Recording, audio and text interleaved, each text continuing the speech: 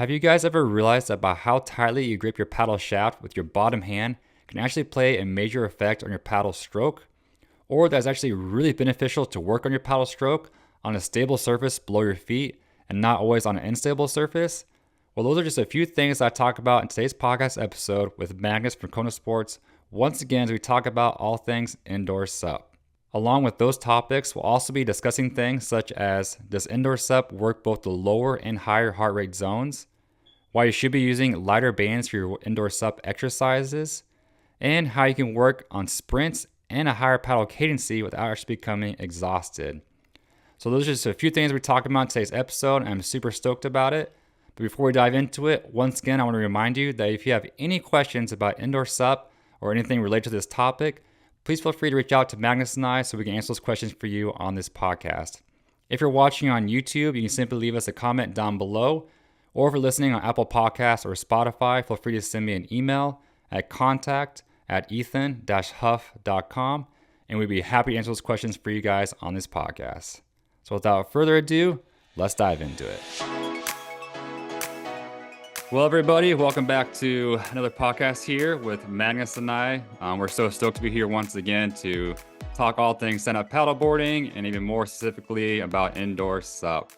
And so today's episode, we're going to dive into really just what all comes in the equipment with indoor SUP and talk more about each piece of it and learn more about it and see how we can use this piece of equipment to the fullest of its abilities to help us become better paddlers. So super stoked about that. I've been using it now for quite a few months and I still have questions about it too. So I'm excited to get some answers and learn some more about how Kona designed this training equipment. But before we dive into today's episode, just simply want to hear what's going on in Magnus' life and see what he's been up to and what have you been learning this past week. Yeah, hi Ethan. Great to be here again. And this week, actually, last night I did an outdoor SUP session. Okay. And that was actually, that's an indoor SUP session, but on the water. So I really wanted to see how, if I did exactly the same way as I usually do when I've been testing the indoor SUP indoors. I do this exactly the same to see what the difference was. Quite really interesting actually, because that session I focused on the hip flexors. So just engaging the hip flexors. So when you're falling forward or tilting your upper body forward, just your hip flexors. And that was something I started to do a couple of years ago and started to understand the benefits of that. Because, driving the board forward with help of not your abdominals or your legs, but more of your hip flexors. That could stabilize the board better and it didn't cost as much energy. So last night I was out doing this 50 strokes per minute and changed side every minute. And didn't focus on anything more and just doing that moment. And it was a little bit windy, so it's just not transferable straight away, but yeah. You can definitely get some indications. And I was paddling a canal, so it was more or less still water. We call it semi-static water, no winds and no waves and no currents. But in this case, it was a little bit of wind. So I had some headwind and tailwind. But looking at the data, I found that the calorie consumption, it was 33% more when you're doing this on the water. And the heart rate was 24% higher on water.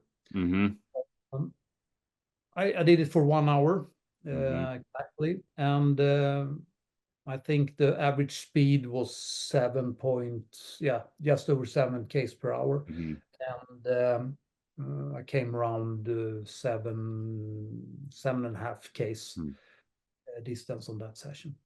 That's pretty good. Would you say you burn more calories and energy because of the wind on the water, or more because of just the physical exertion on a paddleboard is different than the indoor SUP? I would say it's more that you maneuver the board with you have to turn it a little bit, you push your one side and so on. I didn't think the wind was quite okay, especially headwind, because then you can lean against the wind.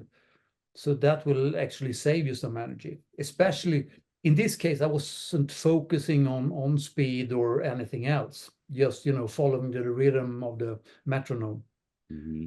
So doing a stroke for every beat. Mm.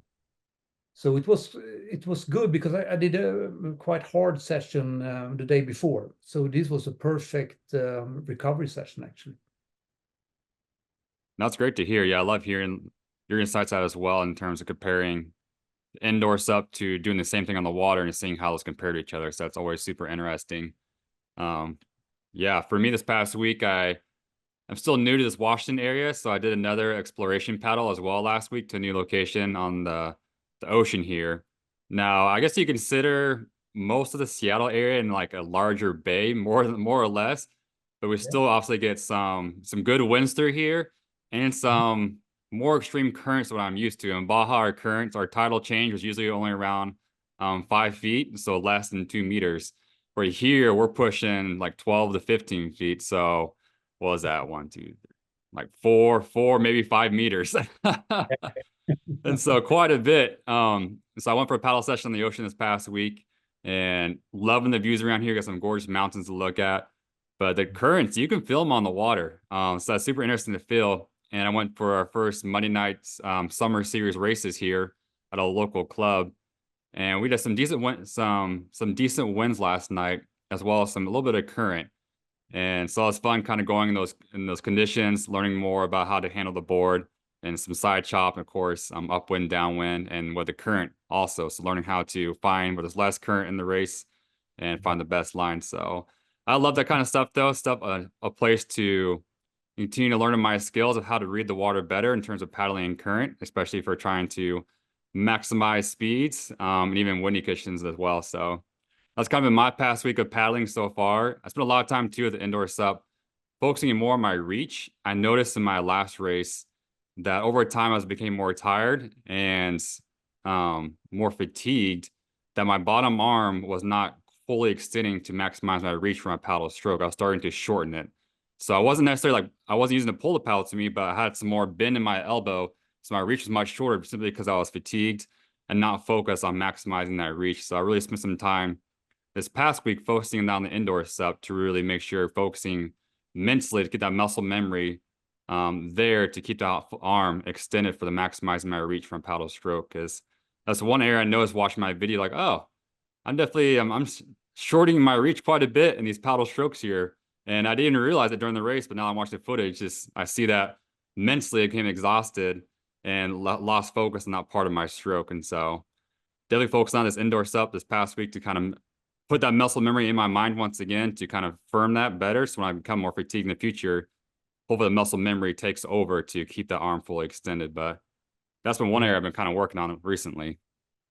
Exactly. And this kind of interesting because what's happening when we, want to achieve something, we want to accelerate and everything, we start to grip harder around the paddle. And as soon as we do that, this is, unconscious. So when we do that, we will also bend the arm. Mm. More that you want to get the speeds up or try to chase someone or whatever, then you will start to grip harder and then you will bend your arms. So Mm-hmm.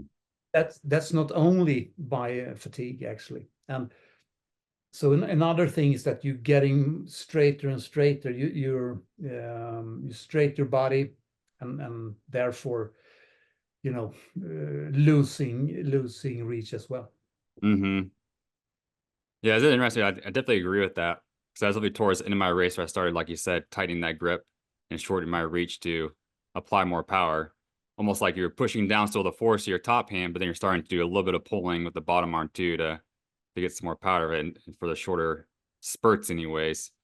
Um, And this was also something I felt yesterday when I was out on the water there, because when I usually do the indoor SUP, especially the pulling moments or the exercises, I use an open grip, meaning that I have my thumb on top.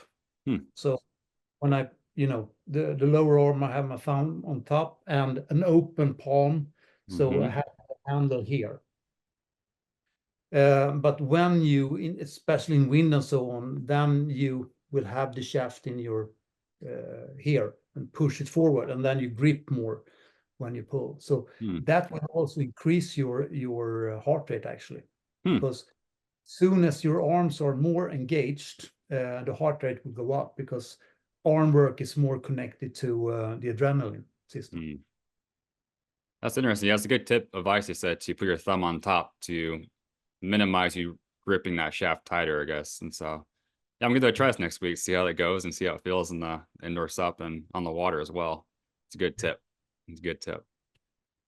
Well, cool. Let's dive into, maybe take a look at this indoor SUP equipment. For those who watch on YouTube, obviously it's probably the best way to do it for this episode, so you can actually see what we're talking about and understand it better. But for those of you who are listening, we'll do our best to kind of also describe it verbally, so you kind of imagine in your head. But I highly encourage you, if this is interesting to you, to definitely watch this on YouTube to kind of get, I guess you could say, the full experience. And so that's kind of to expect for today. So real quick here, I'm gonna grab this off the wall. And first things first, we're going to talk about a little bit about the shaft here that comes with Indoor SUP. This is an adjustable shaft here with some rings on the top or the bottom of it and the top as well. So Magnus, why did you guys design the shaft to be set up in this way?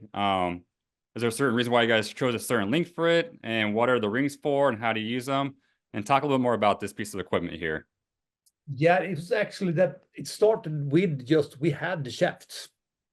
So that's why we decided to use them and work with them, and they've worked very well.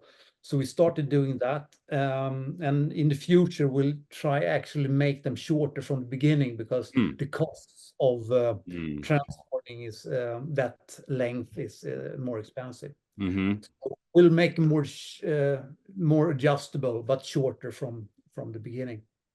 And the D rings, one on the bottom and one on the top, there is actually for connecting the rubber bands. And the top one is from usually connecting a rubber band from behind.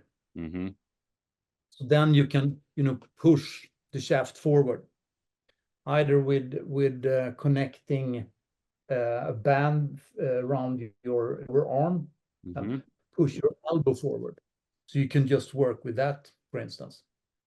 And the lower one, that it's more for pulling, when the attachment's in front of you and you're pulling towards you.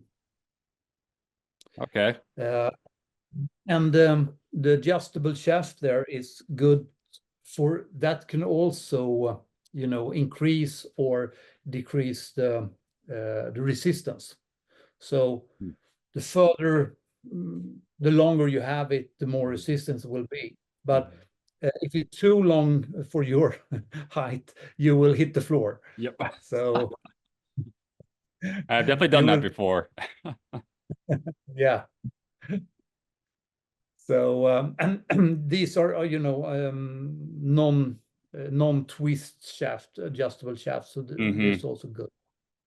Yeah, it helps a lot. I've always enjoyed the anti-twist because you're adjusting, you have to worry about trying to check to make sure it's still, the handle's still straight with the shaft. So I definitely appreciate that.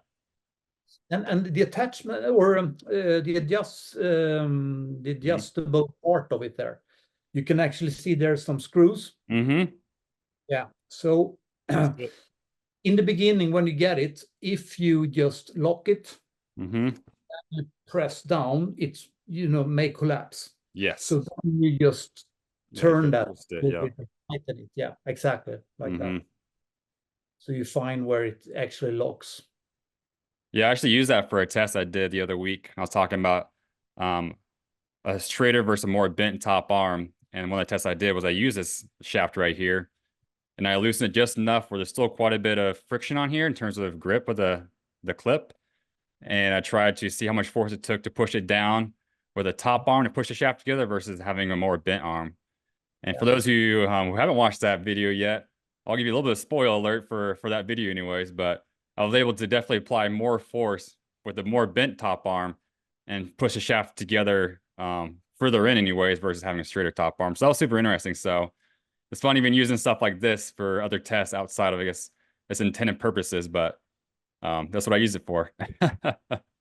It's And cool. maybe we insert a spring or something inside so we can use that as a Yes. guide.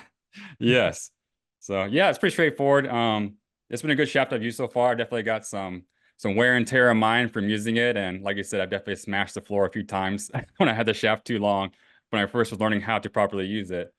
It took me, I think, probably a month or so of using it to kind of get a real good feel for it and find a good link for myself in terms of resistance and feeling more like a paddle stroke to me.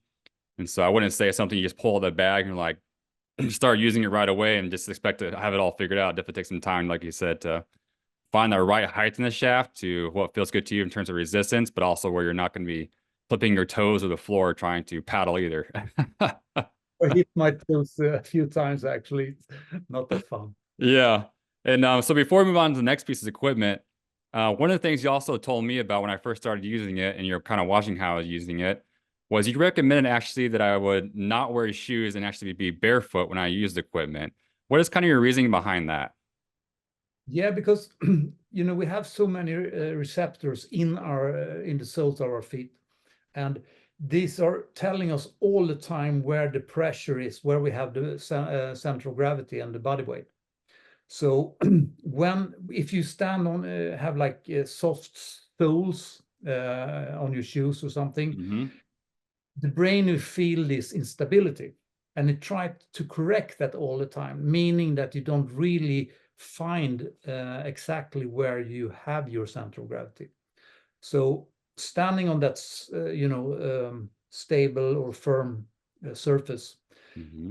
makes you much more aware of where your central gravity is, and you can actually find ways to stabilize your body better. Mm-hmm. I can tell you so many things about these things because there are so many Uh-huh. stuff done. They've tested people, how long it takes to make a decision when you stand on something, a Mm. soft or a Mm-hmm. hard, and the brain always trying to find stability in everything that it does. So the softer you stand on, the longer it Uh-huh. takes a decision. Oh, that's funny. That totally makes sense too.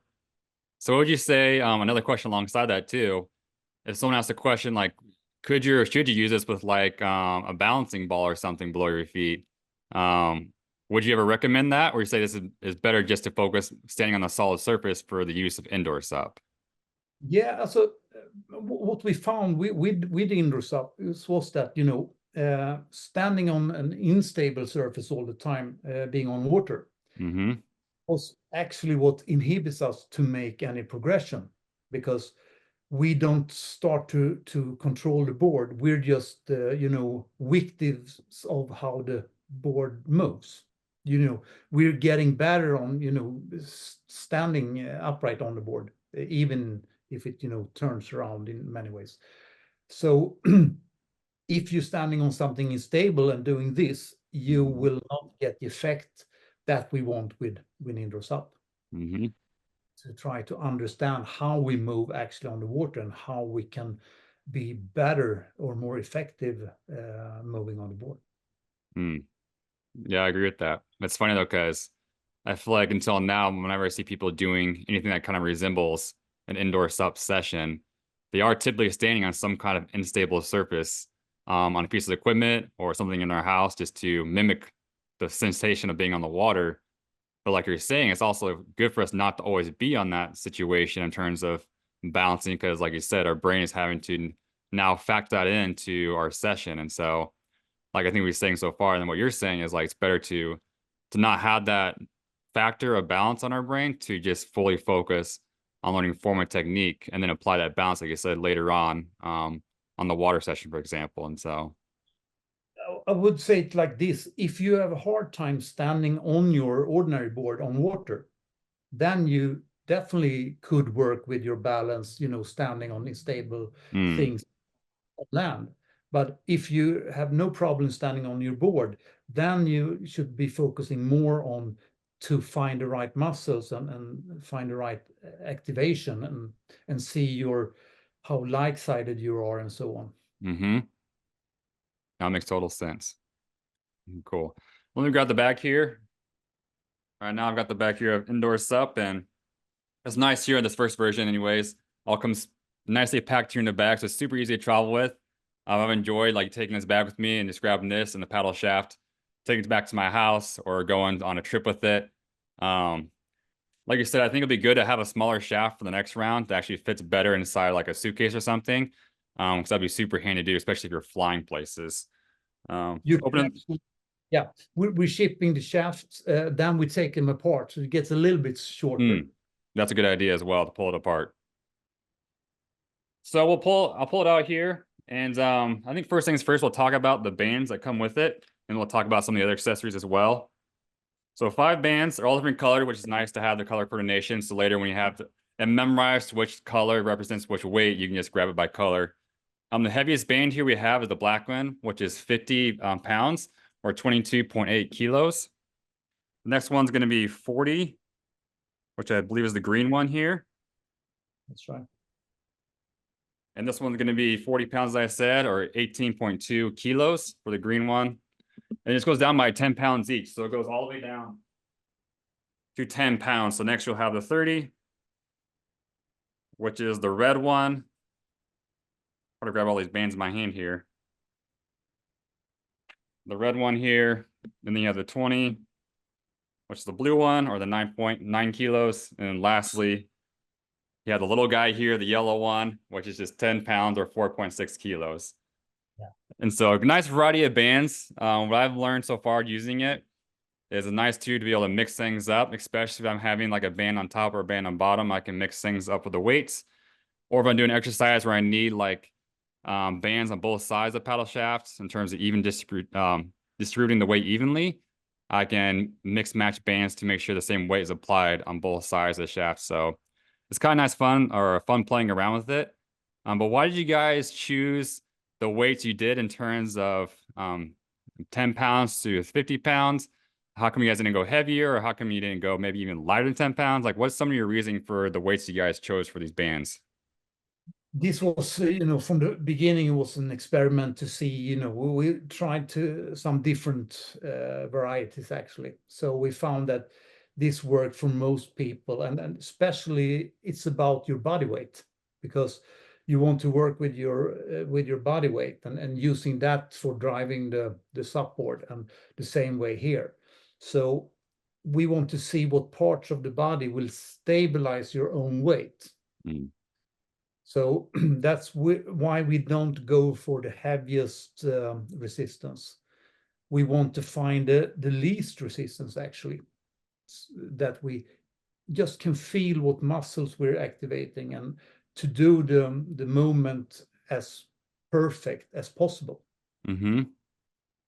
So focusing on this type of training, to be able to get a better power transmission on the water, we need to be able to stabilize our body and stabilize parts of the body that will be part of the paddling cycle of the paddle stroke.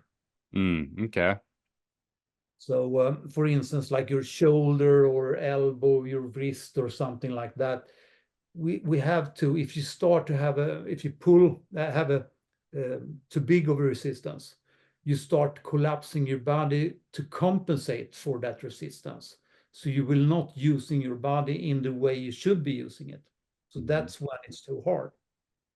More or less like people using a too big of a blade on the water. If they feel it flutters and everything in the water, it's probably they're not using their body weight in that extent, or the blade is too big for their weight or their strength. Okay. So you guys saying you guys chose not to design this to where it's like max weight for somebody in terms of someone who's just doing like 8 to 10 reps for a max workout. That's not the design of it, correct? You're designing it for more of the endurance, focusing on an actual form and technique versus a max workout, for example, right?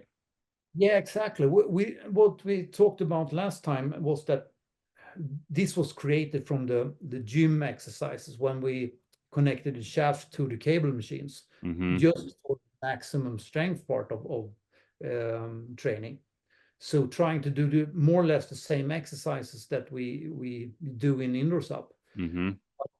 That was why, or when I started to learn what's happening with the body when we have too much weight or too much resistance, we start to compensate. That will not be effective way to work on water. Mm-hmm. Because when we collapse the body or pull with every muscle we can, the board will go in a total different direction that we want. So Mm-hmm. won't help us in that way. Absolutely. That makes sense. So, for you personally, when you're doing just a session of focusing on form, not really trying to focus on raising your heart rate very much, is there a certain weight of band that you prefer to use for your size and body weight?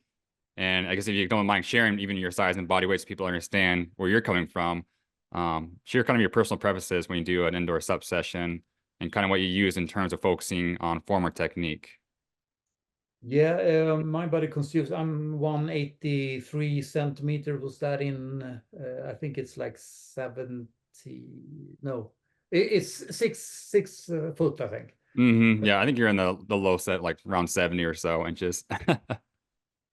And my weight is right now around 80 kilos. Okay. So it's 160 pounds or something, I guess.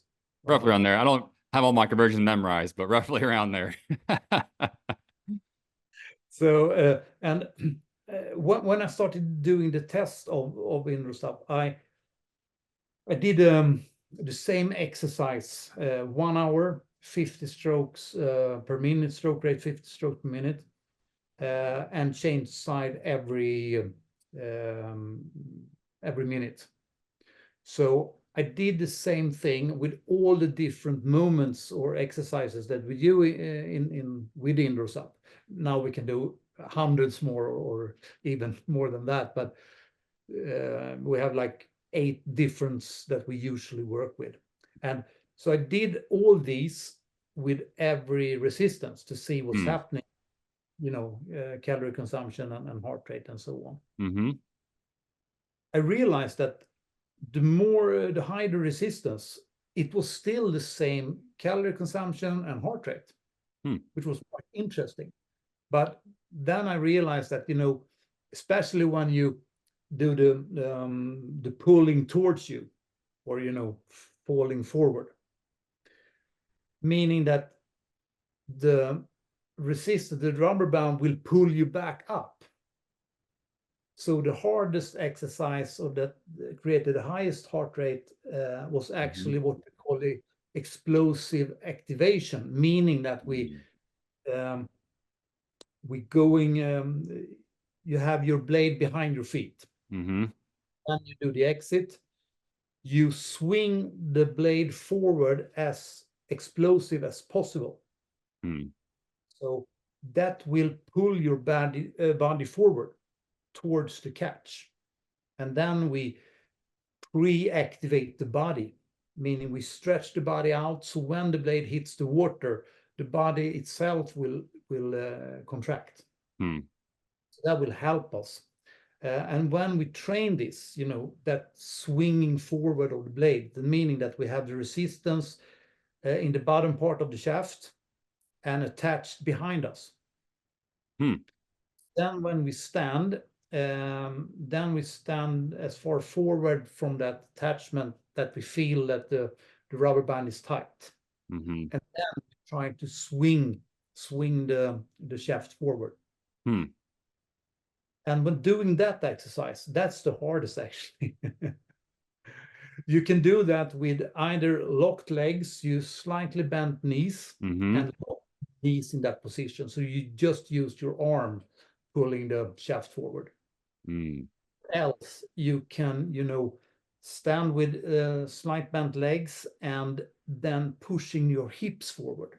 So that's 2 different exercises actually. And when you do it when you push your hip forward, you can actually have a band around your waist with another resistance attached to your waist. So then you can actually train your hips with resistance. Mm-hmm. That makes sense. So that system set up, you all see the band's going from behind you, so what for pushing forward. Do you ever connect it like were you saying you have it bands in front of you and behind you, or at that time just only behind you for that exercise? I have usually only from behind them. Mm-hmm. And I quite soon realized, because the ordinary resistance I use for most exercises is the red one. Mm-hmm. But this I use the yellow one. Okay. Yeah. And I can definitely tell you that if you're not used to this, just use your paddle. Mm, Use the shaft, yeah. Yeah, it's interesting using you said the lightest weight band for some of these newer exercises, train your body how to understand the movement and even the force behind it takes to apply the movement. And yeah, I think a lot of mistake people can make with this, and I made in the game too, is like, I'm strong and just pulling on this black heaviest band at 50 pounds. It's not too bad. I can do an exercise with this. And also quickly learning, like you said, like, oh, this is affecting a lot other muscles that I didn't realize it was affecting, causing a lot of strain in my body, more than I thought it was going to cause strain on me. So it's like it's just interesting having to use majority of the time these lighter bands for these exercises. So with that being said, is there ever a time where you choose to use a heavier band for a certain exercise? And why would you choose to use a heavier band? Yeah, probably. If we want to see if there's a specific moment or specific muscle that you want to feel it, you can't really feel it. Or if you want to see what happenings when I use something too heavy, Mm, and you will realize that you start doing movements with your body that you didn't realize before. So that will help you in this progress. hmm, Of course, you can burn calories using the indoor SUP, but that's not what it's intended for. So this is more or less something that will help you be able to stabilize your body, meaning that you will be better to transform your body weight in everyday life. hmm. You much more, it's called movement precision, meaning like I've been studying classic ballet for instance, and looking how they work with their bodies and so on, and they're so exact in what they're doing, and Mhm.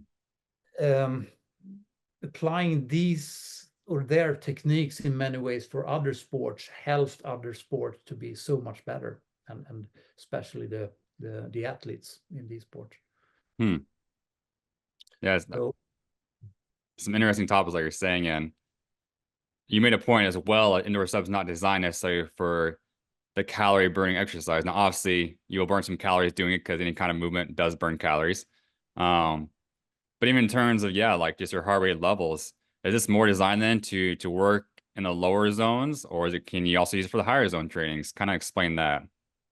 yeah, what I realized, because I've tried to use all type of paddling gears. That means that we use more or less like from 35 strokes per minute up to, I would say, the highest frequencies mostly used is like 110 strokes per minute. Hmm. We have data on much higher than that, even over 130, but that's not the and most people, I would say, like for 200-meter sprint, Mm-hmm. uh, use somewhere between 80 or around 100 plus strokes per minute, depending on their body constitution and so on. Mm-hmm. And for myself, I usually around 90, 95 strokes per minute there. So I've been using the Indoor SUP and tried all these different, like with a like 35, 40, 45, 50, and so on, up to 110 strokes per minute.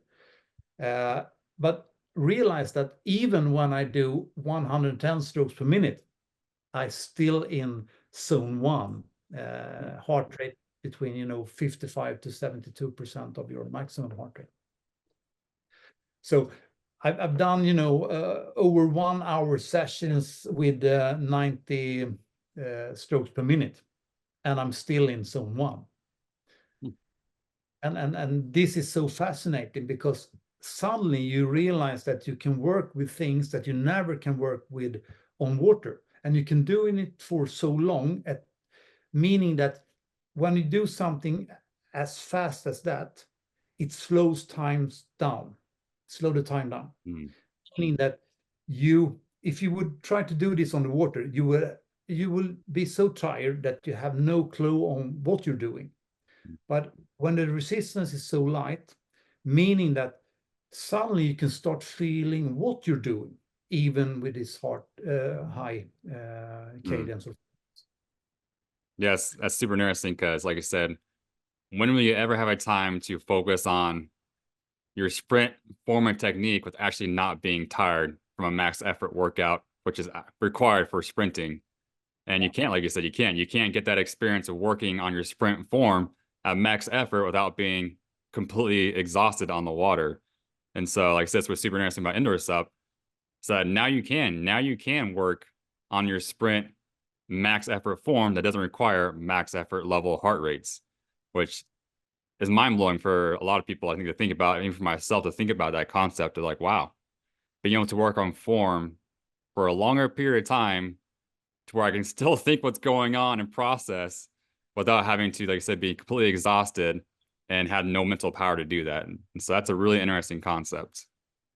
And what people don't don't really understand yet, because you see this shaft and some rubber bands. Okay, what does this actually gives me? And when I do this, the focus here is to do one movement with your body, part of your body, like your left side, for instance.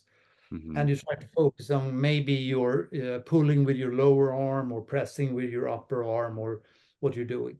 Meaning that during this, you need to stabilize your the whole body. So you just move this part. And this takes so much concentration that I get totally, I'm dripping of sweat. Not because of the heart rate, but because of the tension in the body. Always try to feel I have the same pressure on both feet. I have my exact same angle. I have my head in the right position and so on. I have my pelvic bottom open and all these things. So there's so many things to concentrate on. Meaning that most people will just be able to do that for maybe like 5 to 10 strokes in the beginning. And gradually they will increase their ability to concentrate for longer and longer. So that meaning that if you do this, if you would go out on a race, for instance, and you're not trained to be focused more than like 10 strokes, then you will forget everything about your technique and what to focus on and so on, and the brain will take over. So conscious behavior and your reflexes will be what's driving you, not your conscious you. Just by doing this, and I would say that if you would be able to concentrate more on how you paddle for longer, that will be the best way to increase your average speed. Yeah, no, exactly. And go back to what you said earlier too, in terms of like you sweating, even just working at lower heart rate because your body's focused on all the stabilizing muscles. It goes to show that even though we're standing on a stable surface, like inside of our house, we are still having to train and utilize balancing and stabilizing muscles, because if we're applying force on a paddle stroke, we're obviously applying forces to more or less trying to do our whole body, but it does apply some forces to more parts of one side of our body than the other side a lot of times. Like I said, even though we're on a stable surface, we are still training those balancing muscles to, like I said, to have this or weight or even distribution of weight on our feet as we're paddling even in indoors. And so, yeah, like that goes to show, like even when you're not on an unstable surface, you're on a stable surface, you are still training those balancing muscles to help you even stay on an unstable surface. Exactly. And what I found was so interesting about it was looking at my how like-sided I was. my mobility from left side to right side and so on. Meaning that when you stand on an unstable surface, the surface gives away, so you don't really detect that you're actually have your range of motion is worse on the one side compared to the other.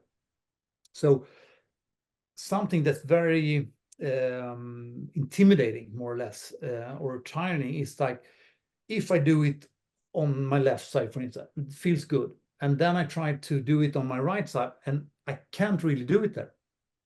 So then I need to concentrate as much as possible to do it as far as I can on the right side, but not overdo it.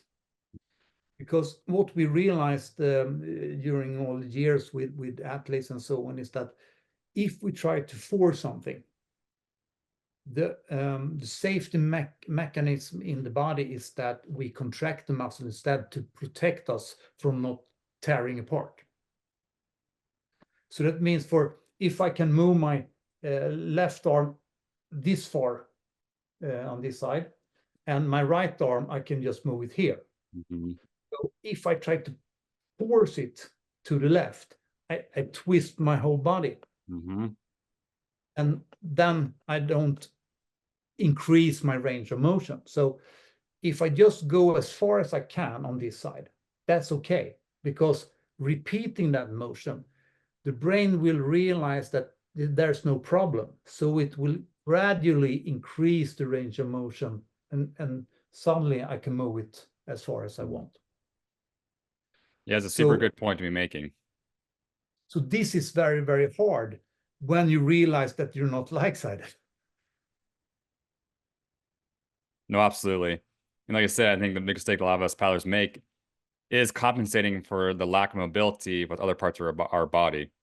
And like you're saying as well, a lot of times we don't realize that we're on the water because we're focused on the other parts of balancing on the board and other parts of a paddle stroke. And we don't necessarily see that. I think the one caveat, sometimes you can catch those things if you're like obviously taking a video of yourself and reviewing that video, then sure, you might start catching that stuff. But I have noticed when I do an indoor SUP session and I'm doing a certain exercise over and over and over again on that stable surface, I do catch those smaller things in my stroke that are things I need to work on that I never realized were things I needed to work on when I was just paddling on the water. And so I think it just helps your brain, as you said, process more and an easier environment to process that in, and you start to notice things in your paddle stroke. So even if you're focusing on like one exercise indoor SUP, focusing on one part of your stroke, during that process, you might notice something else in your paddle stroke or your form during that as well. Like, oh, so I'm focusing on this right now, but now I'm noticing this other part of my muscle or my body or range of motion also needs improvement. So it does expose, I think, a lot of those small details of our stroke that can use improvement on for an indoor SUP session, which is interesting. And realizing that there's so much strength in stand-up paddling because of the accumulating resistance of moving water, more or less, meaning that every tiny little part of what we're working with will have an effect. So instead of just pulling harder and harder, meaning that the board will go in all the wrong directions, if you can just control your body, and then the board itself will make you so much more effective instead of just pulling as hard as you can. Exactly. That's a good, yeah, some good talk now on these bands, and I think explaining why you have the lighter bands for these exercises, and but how you can also use the heavier ones at times to exposing a lot of things in our paddle stroke too, and working at a higher rate. And yeah, it'll be interesting I think for any new person using this equipment too. Just like any new exercise, you will, I think, have a little bit higher heart rate at first as your body learns to use the equipment. And even for myself, like I'm really impressed you said you can do those higher stroke rates with the light band and keep your heart rate so low, because I feel like for me still, like when I'm doing a faster stroke rate, even with these lighter bands, I can still increase my heart rate quite a bit. So it just goes to show that even for myself, there's still areas I can improve on for my form to be more efficient at that movement to keep my heart rate lower. And so, yeah, super interesting. And yeah, and this we usually forget that, activating a muscle is very important because you want to activate it exactly at the right moment, because then you will play most of your body weight and you will have the best power transmission. But it's equal important to deactivate the muscles as well. So as soon as you've used that muscles of that, muscle cycle or muscle chain, meaning that you have to deactivate it. So if you tense your whole body, if the indoor SUP would be a competition, you will be too tensed. So then the heart rate will go up because of that, because you lack of oxygen. So here we actually learn how to activate and also deactivate a movement or a muscle. So that's why it's so important to focusing on and trying to controlling just one moment of all the paddling cycle. No, exactly. I think we have a good conversation too for another podcast talking about the training side of it in terms of how do you incorporate this type of training with your training on the water as well. It'll be super interesting. But I think overall, it's a pretty, like I said, good overall view or a summary of these bands and kind of how to use them. And like we said, there's obviously some carabiner clips on the ends of these bands on both sides of them. So you can easily connect it to those D-rings on the indoor SUP paddle. Then as we'll show here in just a second, you can also connect them to the accessories that come with indoor SUP. So with that being said, we'll move on to, I guess, the other major important piece of this equipment is actually connecting piece in terms of how you connect this to your door frame. So I think it's one of the things I loved how you guys design this is you design it to be used in the average home. Like anybody can take this home with them and use it right away. They don't need to buy some kind of fancy system to bolt into the wall to use it. They can simply just open this out of the box, throw this piece of equipment over their door frame or other parts of it, as you'll explain here in a second, and start using it right away. And it's not going to cause any damage to their door frame. Their wife won't get mad at them for causing scratches on the door frame. Like, it's not going to do any of that. So yeah, how did you guys design this piece of equipment? Like, why did you guys choose to use a door frame as attachment point or an anchor point for indoor SUP? And talk more about that.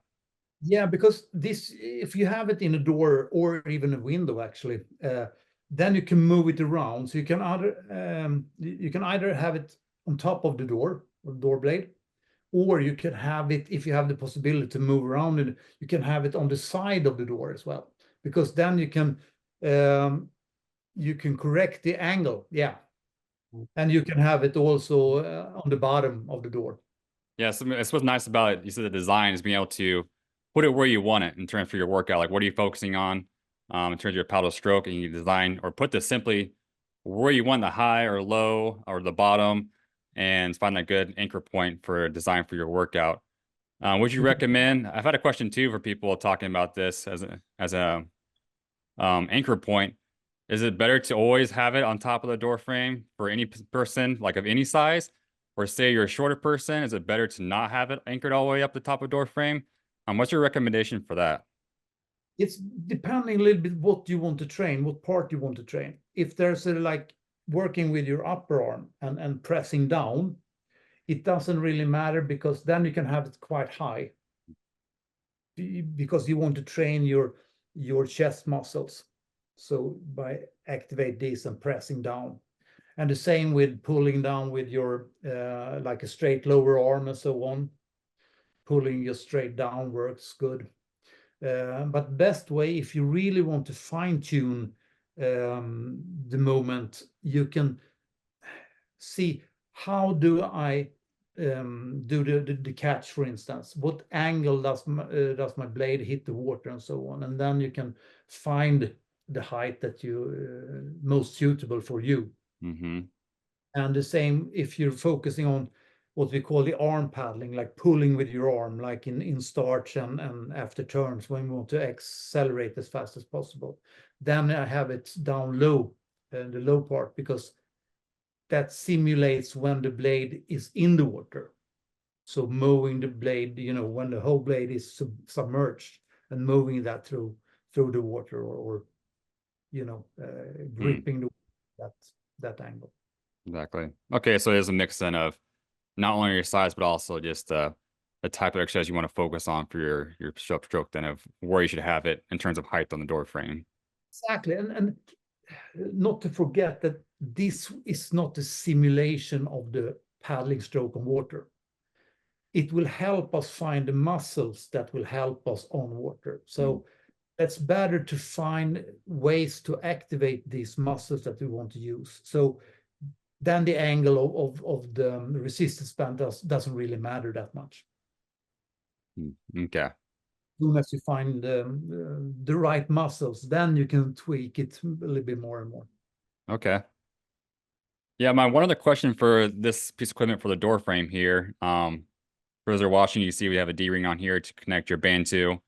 But then we also have this loop on the bottom of it. And I've yet to use this because I have no idea what this loop is used for. Can you explain what this is for? No.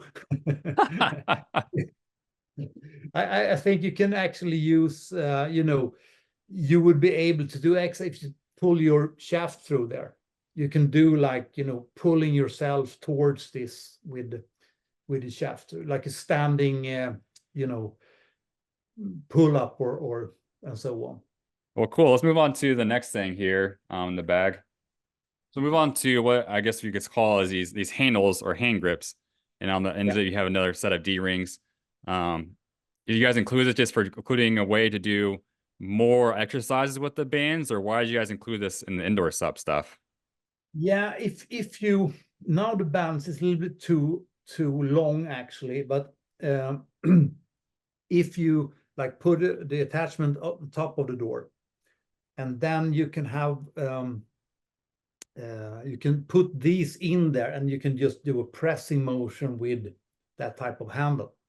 So you can work in that the same with the arm pulling, like you're pulling back instead of a shaft. You can use one of these instead. So there was something that we just, okay, this could be helpful. So we include these as well. Okay.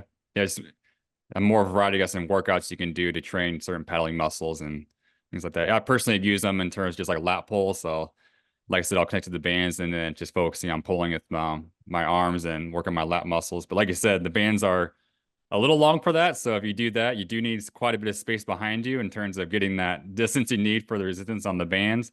I'm sure you can find a way even just to maybe loop the band over again and maybe make the band twice as short and also increase the resistance twice as much as well. So different things you can do with it. Yeah, we're finding so many new exercises, and so this is developing, more or less every day. And what I've been using for some exercises, like a very small pulley. So then you can double band. So then you just have, and then it doesn't really, create any frictions to destroy the rubber band. So it's helpful if you want just half of the length of the one band. That's But a good we're looking for shorter bands as well, and different type of resistance and so on. So this will be developed a lot more after what we found. That's great. So this last piece of equipment here that comes in the bag are these straps. They're adjustable, also has some D-rings on them. So you open up, you can put it just to your size for around your arm or for around your legs. And so, yeah, talk more about these once again, and why did you include them and what are their purposes? There are actually many purposes, and one, if you don't have a door, if you have something else to attach that to, like piping or radiator or furniture and so on, you can just stand around like a sofa leg or stuff like that. Or when you work with your what we call the leg paddling, when we extending the leg, that we call the heel kick. So in the end part of the stroke, we extend legs or straighten the knees. So if you put these just below your knee or knees, so one on each knee, and then you connect the resistance to these then. So that works. And I have another exercise that's also where I've used this. I've doubled the resistance from behind, meaning that I have the shaft attached from the front, and then I paddle, for instance, on my right side. So I have the shaft from the front, and then I stand on my left leg, and then I have a rubber band from behind connected to my ankle. So at the same time as I pull, I push my lower leg forward.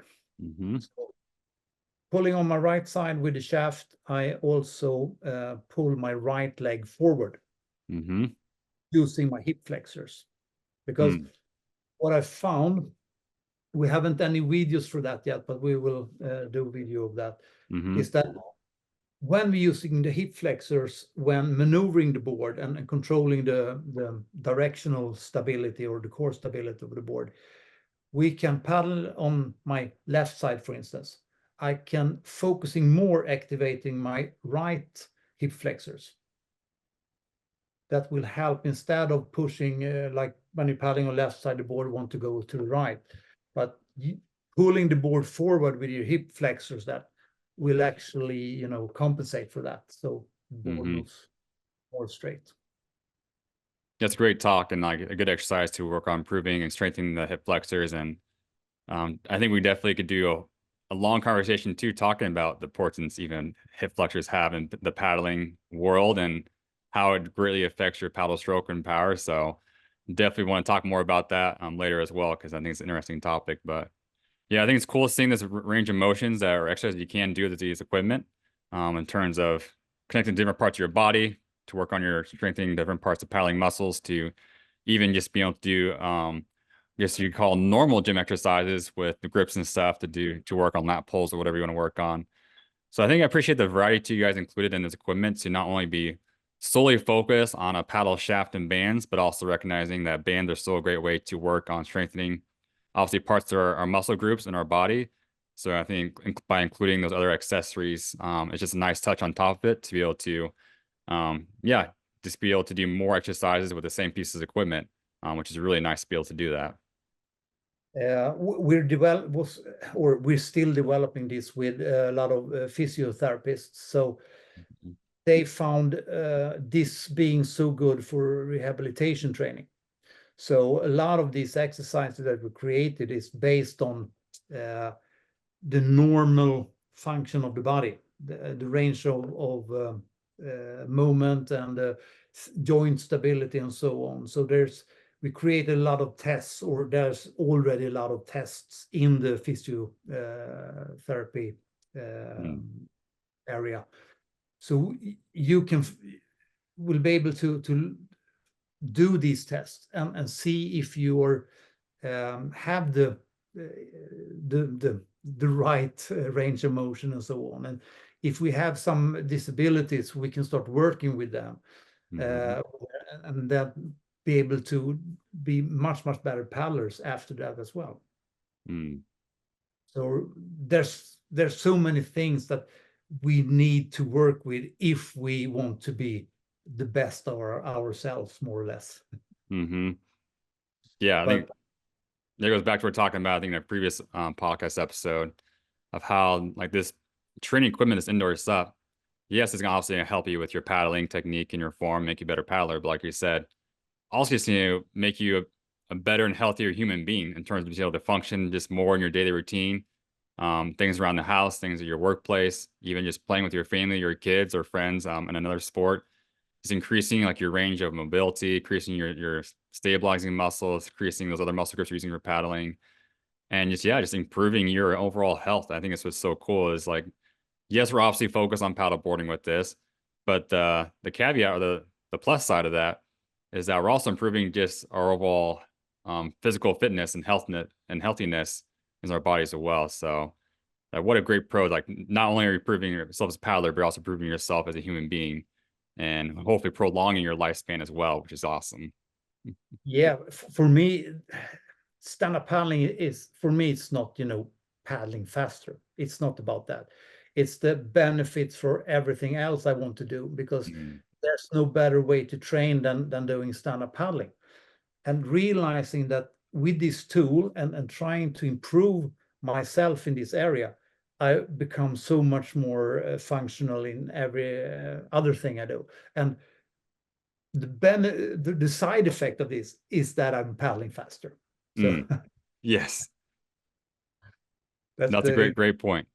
Like focus on one thing, but the side effect is you're actually becoming a better paddler too, which is awesome. It's cool.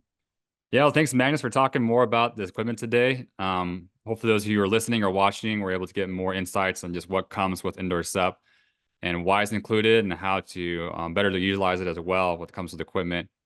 But we also love to hear from you guys in terms of questions in these coming episodes. So after listening to these few episodes now, if you have a few questions you still want us to answer in terms of the equipment or the training or how to use it or not use it, or just whatever questions that are popping up in your head right now, we'd love to hear those questions are and talk more about those and give you guys the answers to help you understand it better.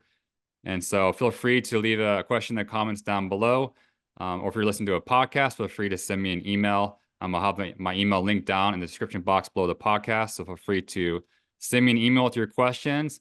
And I know Max and I would love to talk more about them and give you the answers to help you, become a better paddler. As we said, just a better human being and overall in your health. And so thank you guys for listening today. And Magnus, you got any last thoughts or things you want to say?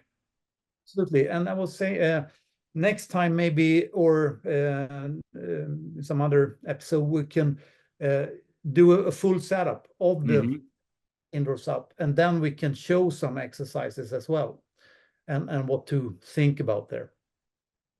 Yeah, absolutely. I think that'd be very beneficial for a lot of people, even myself, to see it in person. Obviously, for that, so we definitely recommend you watching it to understand what's going on. But yeah, that'd be great to do that. And yeah, so as we ask questions or get answers or want questions for exercises, we'll have Magnus demonstrate it all, and I'll observe as well and ask questions. That'd be cool. Fun. All right, cool. Yeah, I'm looking forward to that, and I hope you guys enjoyed today's episode. I hope you guys have a great rest of your week. Get some time on the water. And for those of you who maybe already have an indoor setup, get some time on that, work on your skills and your abilities. We'll catch you guys in the next episode.